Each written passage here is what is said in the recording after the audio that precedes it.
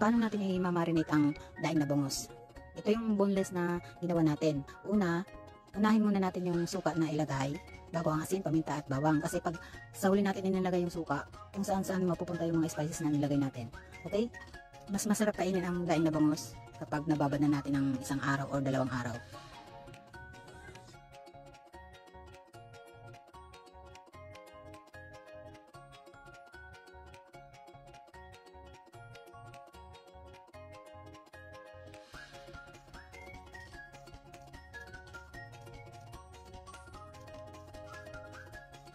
Meron tayo ditong bangus, dinibon ko na to, tapos ipiprito lang natin. Bago natin iprito, isasama natin sa harina para wag naman tayo matalsikan ng mantika. Yung pag 1 kilo na crispy fry, nagdagdag lang ako ng 2 kutsara na harina para hindi masyadong maalat.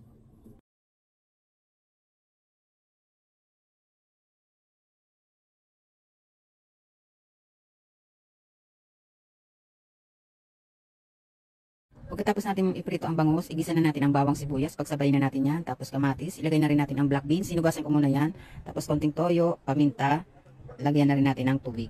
Takpan natin para kumulo agad, at pag kumulo na, ilagay na natin ang pinaritong bangus. Tapos ilagay na natin ang tofu, konting seasoning at asin. Shake-shake na lang natin para hindi madurog agad ang tofu. Tapos maglagay tayo ng suka, konti lang.